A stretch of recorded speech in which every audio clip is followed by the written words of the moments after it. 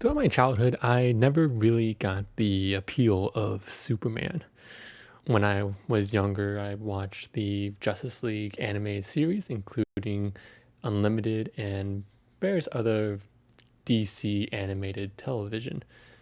I was enamored with the variety of superheroes depicted. However, one hero I never found fondness for was that of Superman.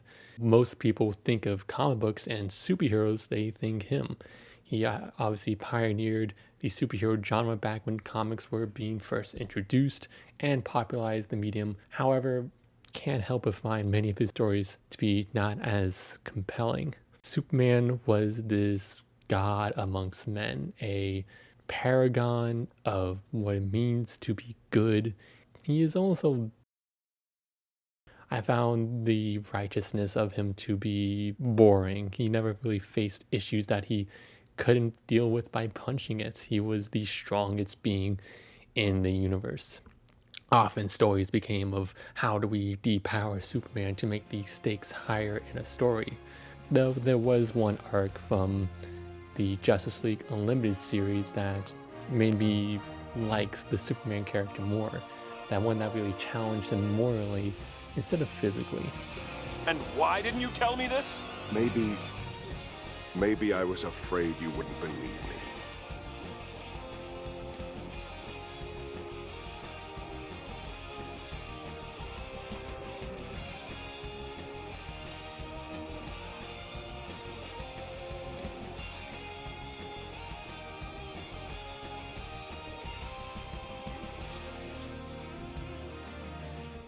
My favorite arc was when Superman is confronted by his nemesis Lex Luthor, has seemingly turned over a new leaf. Superman is now the one in the place who is cynical after years of fighting his arch nemesis. He's now having to come to the terms that maybe people can change.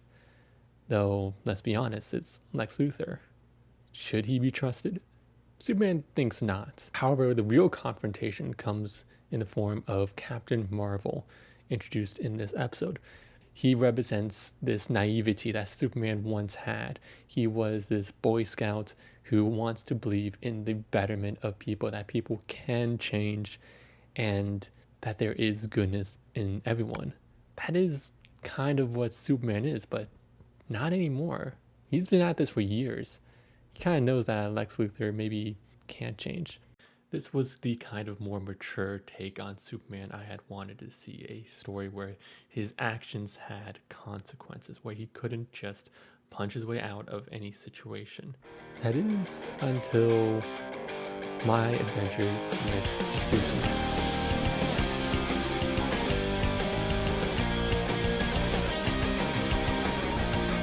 This show is brilliant, it's colorful, it's everything that Superman is.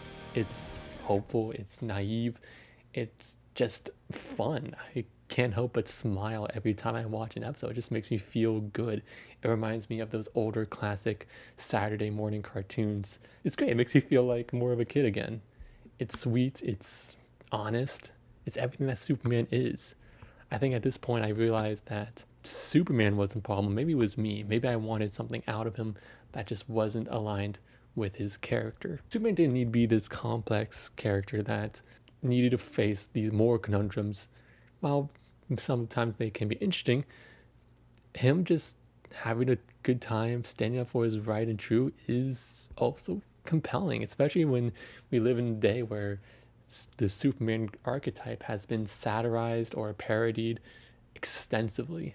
And so it's almost refreshing to see this classic character wearing trunks and all being depicted on the small screen. Even as Clark Kent, he is this lovable dork who fumbles through conversations, and he's just nice. It's not the deepest thing, but it doesn't really need to be.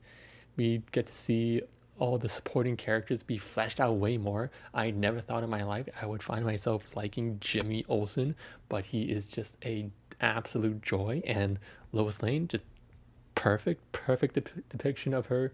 Funny, smart, everything that Lois Lane is, and I just love watching that their relationship develop over time. Even the secret identity kind of arc, which many people have found to be played out and has been disregarded in modern iterations of superheroes, especially in like the Marvel Cinematic Universe.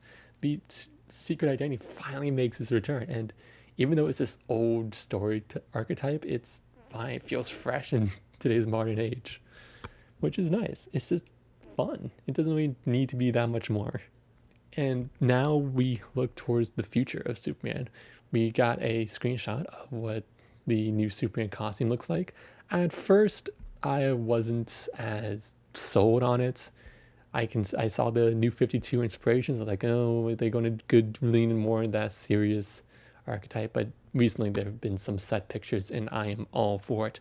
The color is there with the red and yellow Superman S logo, and the trunks are there even there too. It's great. And I see like, oh, Mr. Terrific looks like he's straight out of comic book, and I'm just so excited to see what James Gunn does with this character. He is one of my favorite directors, but honestly, a lot of his films deal with a ragtag group of heroes or sometimes even villains, and they have to come together.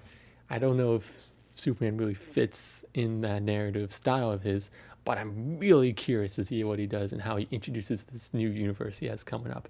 And I just hope that he pays homage and leans into the fun and the comic booky shenanigans that Superman has, instead of trying to lean away from it that I felt like the Man of Steel movie tried to do.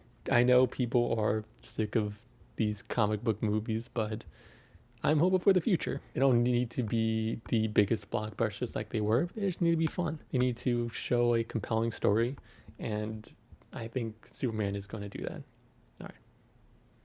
Why is this story special? What makes this story stand apart from other stories? What is the story at the heart of it all? Why is this character important? What makes this story different that it fills a need for people in theaters to go see, or on television? And that's a hard thing, isn't it? And I think that it's just that's kind of gotten, people have gotten a little lazy, and there's a lot of, biff pow bam stuff happening in movies. And like, I'm watching third acts of superhero films where I really just I don't feel like there's a rhyme or reason to what's happening. You don't care. I don't care about the characters. Right.